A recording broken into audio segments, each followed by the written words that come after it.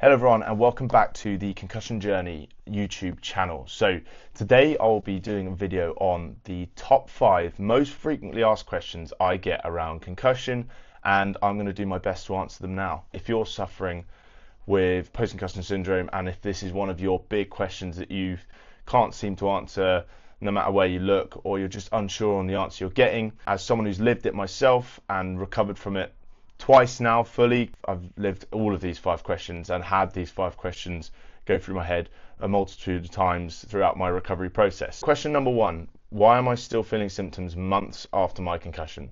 So there's multiple ways of answering this question, but the first thing I'd say is cut yourself some slack. The word concussion is quite misleading.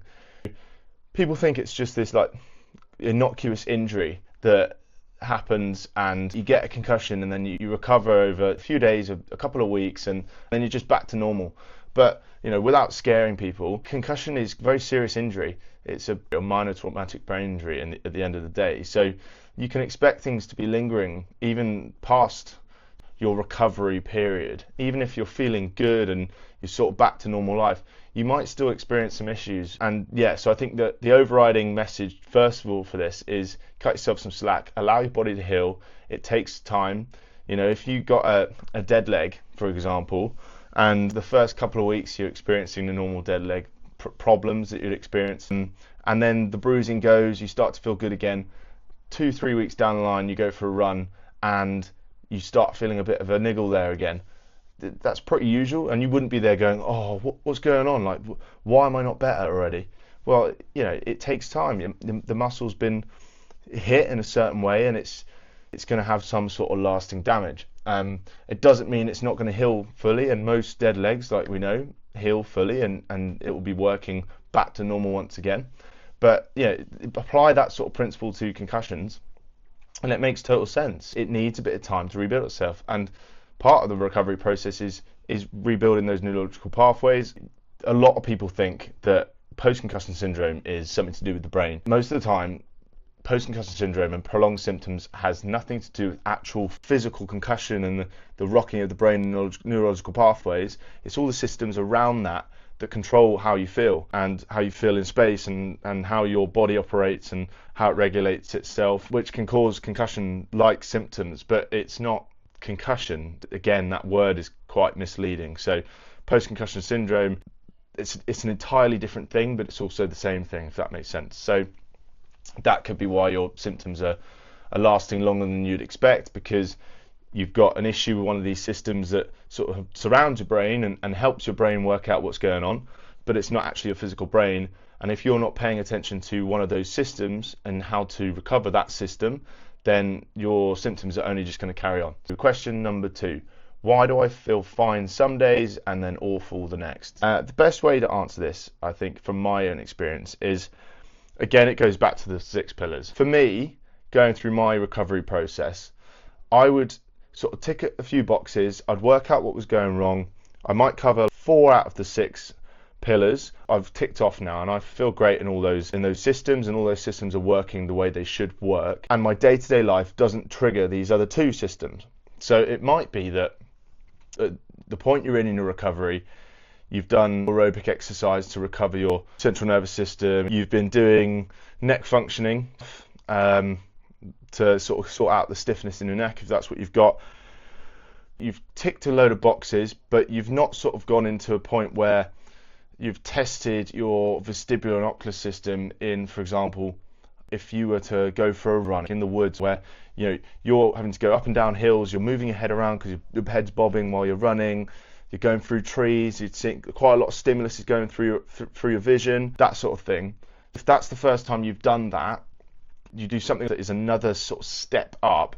The previous day, you might see it as you're doing everything you've been doing, but then you go out and then you do this run and triggers all of these symptoms again, because it's just too much for your central nervous system to handle, and then it sort of goes into that state of fight or flight again because it's something new. And it might be triggering, for example, your vestibular and ocular, where your head's bobbing about, so your vestibular and ocular having to work overtime, and it's not been tested like that yet. You might still need to do some vestibular and ocular rehab, and if you haven't done that, then that's why. It could also be that you've worked out what works for you, but something like your gut dysbiosis, if you've got underlying issues there from the concussion, post-concussion syndrome, it might be you feel great one day and then the next day you eat just the wrong thing, just something slightly wrong. A certain food sets off your inflammatory response, and then your brain's all inflamed and you get migraine symptoms. It can be as simple as that, just literally a spoonful of the wrong food. And that's something that happens to me on quite a regular basis, actually. If I have any sort of dairy in my diet, I'll get migraine and I'll feel like I've got concussion symptoms again. It's a complex system. So there's a lot that can go wrong, or there's a lot that could trigger it. And so learning how to manage it while you're going through the recovery process, and actually beyond that, sometimes for me I still have to manage it, like I said with my diet. It's quite complicated and it takes a bit of a routine to get used to it. Question number 3. Now this is a bit more of a technical question, so I'll do my best to answer it. So how do I know if it's my neck, my eyes, or my brain causing symptoms? I would sort of go through the process of elimination. So if I was to do vestibular and ocular exercises and they gave me symptoms straight away, then I'd probably know that it's going to be my eyes or balancing problems. If my neck is really stiff all the time and then I'm getting symptoms as well, that's probably a good sign that you've got the problem in your neck and your cervical spine. Once you're past sort of the 3 to 4 week mark, you then step into, when you're still symptomatic, you step into this post-concussion syndrome state. And essentially what it is that 4 week window is how long it takes for your brain to get out of the energy deficit, is what we call it. The energy deficit that it's in, it could be different for some people, but this is, research suggests that it takes a maximum of 21 days. So your brain's out of this energy deficit. You might still have lingering issues that are causing these neurological pathways to still be blocked, or you still got a bit of inflammation in there, but you're out of this energy deficit. So then you're in post-concussion syndrome. And the likelihood is it's more down to one of these 6 pillars, essentially. So yeah, it's not too likely if you're 5 months in to be a brain issue. As long as you've had all the scans that are suggesting that your brain is working fine and it's functioning fine, it's not likely. So that would be my answer to that. That's how I would sort of, my process of elimination would work. But yeah, so symptoms from the cervical spine, vestibular and ocular system, and the brain inflammation can overlap. Getting a proper multidisciplinary assessment is key. Most need targeted help across more than one area. So yeah, so basically you've got to work out what it is, but it could be all 3. So the idea is you want to use an approach that covers all 3 systems, doesn't trigger all 3 systems too much that it's too overwhelming for your body, and then you sort of go through the process like that. But yeah, that's how you find out. You have to sort of go through this process of elimination. And I've found personally throughout my recovery process, it's easiest to target one thing at a time, just to work out what is triggering it the most. Question number 4, can I ever fully recover from this? So this is a massive question. I've always asked this question going throughout my sort of recovery process. It's scary. You don't know if you're fully going to recover, and at times it might feel like you won't, because you're trying everything that you know. You've gone through so many processes, you've seen so many specialists, and you've rested as much as you can. But the answer to this, if you haven't got something really fundamentally, chronically wrong, then absolutely 100% yes, you can fully recover from this. So it's difficult sometimes and it can be really tricky, but the best way to recover, and I heard someone say this the other week, was be a persistent patient. So just keep pushing to find the answer, basically. You've got to stay disciplined, you've got to stay motivated, because this is your life ultimately. It's only you that can sort this out, and you that can go and find this help. But it might be that you need some really quite niche help. And for me, to get myself out of my central nervous system fight or flight mode that I was stuck in for a long time, and that was something that was really causing me my worst symptoms, I had to go and get hypnotherapy, which is becoming more of a known practice, but it wouldn't be your go-to thing to think, if you've got a concussion, I'm going to go get some hypnotherapy done.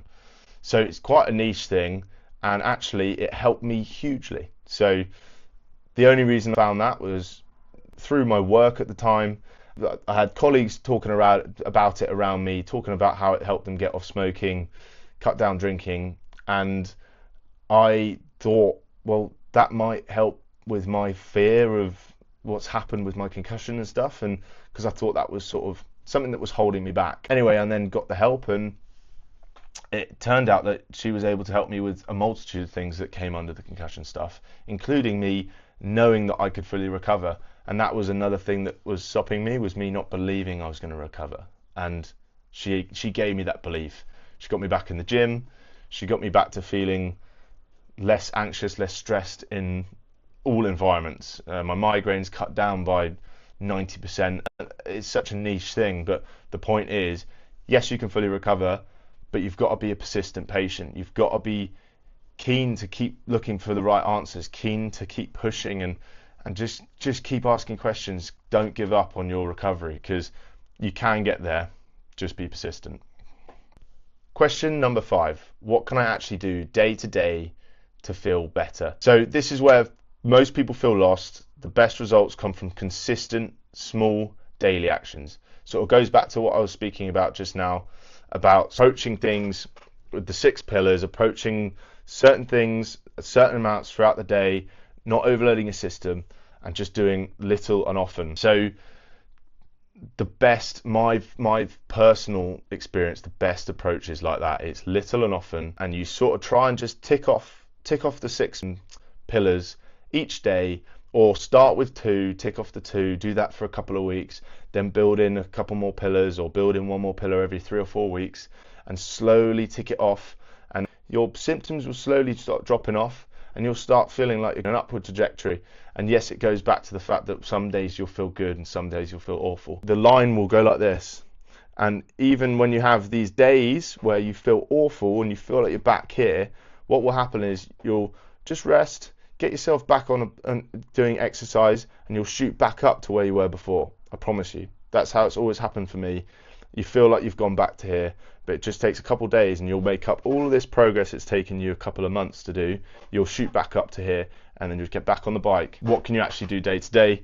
The best things to be doing, in my experience, are controlled aerobic exercise, like I was just speaking about on the bike, breath work, and vagal stimulation. So your vagus nerve, calming your body, or stimulating your body, so then everything else seems calm. So cold showers are really good to sort of retrain your body and retrain or train your autonomic nervous system to be able to deal with this chaos, and then you feel calm again.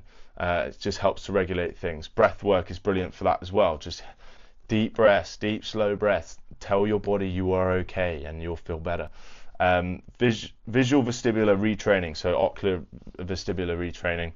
Like I said, basically for me it was very little and often. I didn't want to trigger my symptoms to the point where I couldn't then function for the next 3 hours. I wanted to trigger them to the point where I feel a bit funny, and then within 30 seconds to a minute I feel a bit better again, and then I could try again, and you just keep slowly increasing it, incremental increases over time, and you'll start feeling better. Anti-inflammatory nutrition, so goes back to what I was talking about. One day you might feel fine because you've eaten the right way, and then the next day you trigger your gut dysbiosis and you end up eating the wrong thing, and yeah, you get a migraine. So controlling that, understanding what you can and can't eat. It's worth getting a test done, finding out what you might be intolerant to now. Yeah, so nutrition is absolutely key. Get on a diet, get on a Mediterranean diet if you can. Mediterranean diet, we know, is basically perfect for your brain and perfect for anti-inflammatory. So Mediterranean diet, nervous system calming tools, goes back to breath work and vagal stimulation basically. So just trying to keep yourself calm throughout the day. If you're doing stuff that's going to trigger symptoms, as soon as you've done it, and if it's lasting, go and do some calming stuff.